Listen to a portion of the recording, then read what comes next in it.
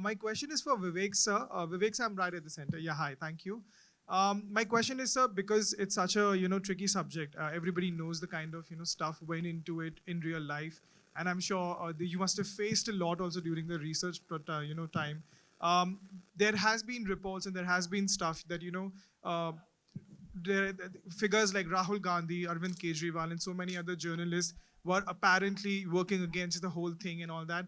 Is that being a part of this film as well? Are there, those darker aspects also being shown in the film? यार ऐसे सवाल मत पूछा करो. हाँ वही सर, द वैक्सीन वॉर. मैं कोई भी शब्द पर हाँ, yes, all the usual suspects need to be exposed. It was a war situation. See, what is a war? War is when your life is under attack. And during COVID, everybody's life was under attack. And at that time, there were some people where often we think that the soldiers of the country are the people who are taking guns and fighting on the border. But in this situation, there were lots and lots of people, all the COVID frontline workers, the people in administration, people who were flying special planes at that time, and of course the scientists, they were trying to protect our lives and the sovereignty of the country. And at that time, it is very unfortunate that some people were selling India and our lives. I mean, can you believe it? That some people were getting money to promote foreign vaccines and they were trying to sabotage Indian vaccine for their political agenda. So, and the names you took are usual suspects. I mean, they are always standing against anything which is in the interest of the country. So obviously, if we are making a film called The Vaccine War, the enemies of India will be exposed. So I don't want to take any names. Just one thing, sorry to interrupt, but here we are, all set to honor the heroes, the real life heroes. So अगर हम उससे ही related सवाल रखें तो अच्छा रहेगा. Thank you so much. Hello, Pallavi ji, to your left. Your character is based on a real life scientist. So we would very much like to know in your own words how difficult it was to portray this real life character and what were the inspirations you took from the real life person to do the role. So Russell, my character is called Dr. Priya Abraham. Dr. Priya was the director of National Institute of Virology during the COVID period. I think she joined a few months before COVID hit. So she was relatively new at NIV when Dr. Bhargav started, talking to her and, if I may say so, started, putting impossible deadlines in front of her. And she had to manage with in record speed because all these scientists like Dr. Pragya Yadav, Dr. Sri Lakshmi, they're all working at NIV. So Dr. Priya managed to, get the entire team to make this vaccine I won't get into scientific terminologies now because now I know them, but whatever the work had to be done, it was done in record speed. As she was getting pressure from Dr. Bhargav, she started putting pressure on, her scientists.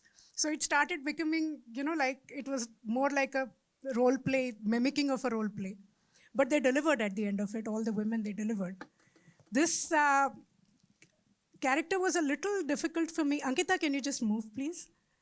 This character was a little difficult because Dr. Priya Abraham is a Malayali. And that's why we thought that, when I spoke to her, मैंने उनसे पूछा कि आप हिंदी कैसा बोलती हैं? So she said, I'm very fluent at Hindi. तो मैंने कहा तो हम हिंदी में बात करें? And she said yes 4 times, but then she kept talking to me in English. And that's when I understood that Hindi में इनकी थोड़ी सी problem हो सकती है. So that's when I decided to tweak that language a bit. And now Dr. Bhargav tells me that that's exactly how Dr. Priya speaks. So I guess that turned out to be a good coincidence. But a very amazing woman. I saw all her interviews, and believe you me, whatever you see on screen is ditto Priya Abraham. I've picked up all her real mannerisms because I saw a character in her, and I loved playing her. And I think she's a wonderful, wonderful person. And as you say, Bharat, वो screen पे ना वो वहाँ पे झलक भी रहा है और बिल्कुल emotion आ रहा है. Sorry to interrupt, but may I just say something? Pallavi and me, we worked long back. And there was this one scene where we're all in this frame together, and I didn't have dialogue, so I was watching her rehearse with my other co-actors. And I looked at Pallavi and I said, why is she talking so funny? So I asked her at one point, I said, what is wrong with you? I mean, have you been bitten on the tongue or something? Why are you talking the way you are? She's saying, how am I talking? I said, your pronunciation is not right.